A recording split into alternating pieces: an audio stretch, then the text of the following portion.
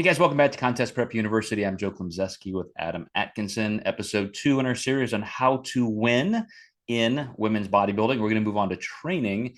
And I think like you, Adam, more now than ever, I am designing more sophisticated, nuanced training programs.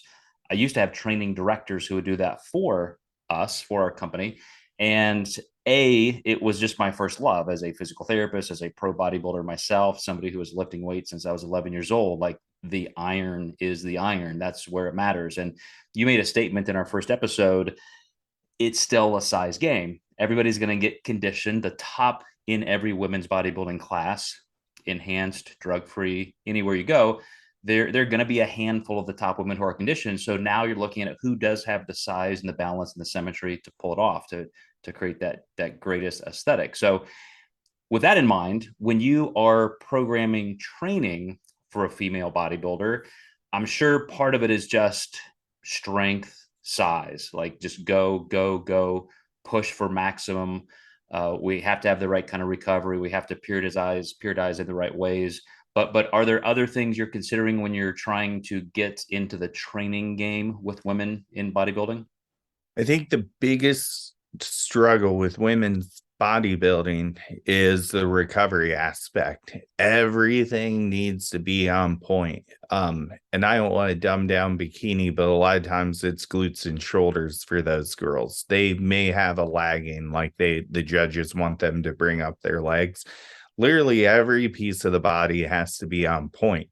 So, when you're looking at arms, shoulders, back, glutes, legs, I mean, chest, where's your rest day at? So that is the struggle recovery. What are your lagging areas? Then you probably need to hit those more, but then you need to keep all those other muscle groups on point. So my biggest struggle with women's bodybuilders is where's that recovery? Now, to be honest, on the top level, there's a lot of PED use, so you can kind of get away with a little more. But it's definitely a hard balance, and everything needs to be on point. Uh, I really think that that's where the struggle is, though, and it seems like no matter what the person is, they always want their legs bigger. And that's where that struggle for recovery comes into me, because how do you grow the legs and something that takes a long time to recover while you're training all these other muscle groups and making them their best too?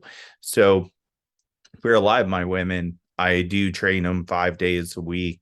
And I almost use like an 8 or 9 day leg rotation versus like a 7 day.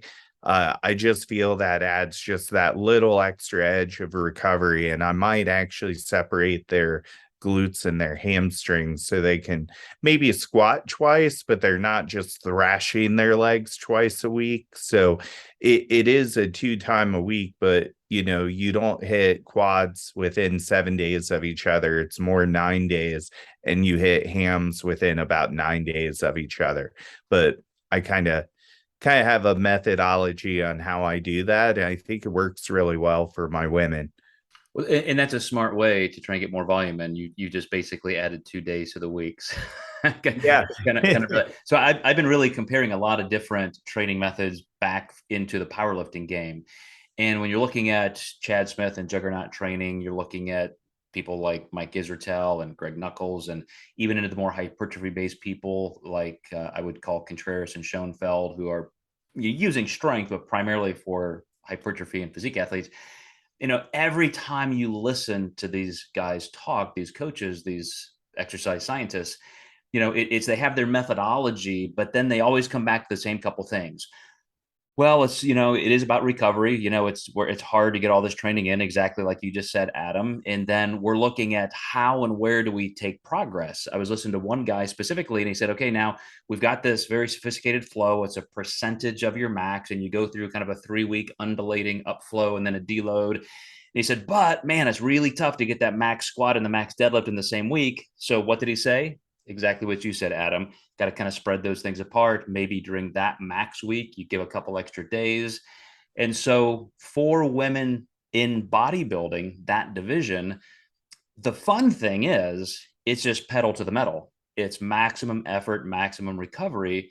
Where in some of the other divisions, I have a hard time with women saying, no, I don't ever train chest. I don't need that. I'm like, really? Like, you don't think a little chest depth is going to help your shoulder girdle thickness and so forth? And, we're going to get to that. We're going to get to those different divisions. But for women's bodybuilding, I really think that's the mindset.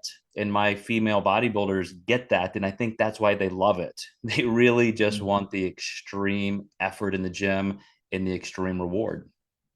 I think a lot of people are just married to training splits too. So just because it's back day doesn't mean that your hams aren't working from that deadlift.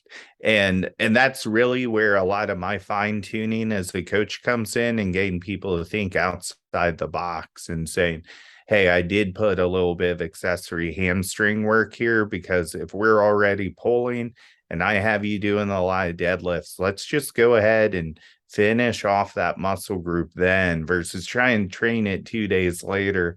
And that's kind of like exactly what I was talking about. Brent actually just posted recently, to grow a lagging body part, take away from some other body parts to progress faster. Completely agree with that. But when I read that, funny enough, I didn't realize we were going to do bodybuilding today. But I kind of thought in my head, man, that's really hard to do that with bodybuilders. So, but I imagine most of his girls are bikini competitors. So I do think that works well.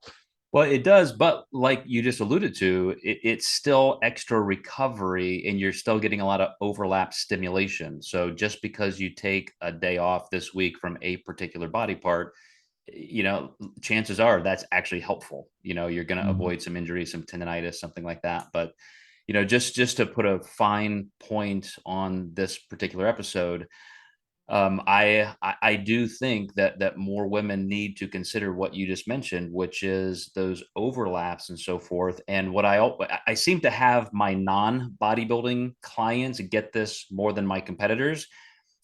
Some days you're training movements, some days you're training muscles. And like some days it's all about that feel and that hypertrophy and that work you're getting in a particular muscle group. Sometimes it's just the fact that the stimulative effects of that movement, like a deadlift or a squat, is working a lot of muscle tissue.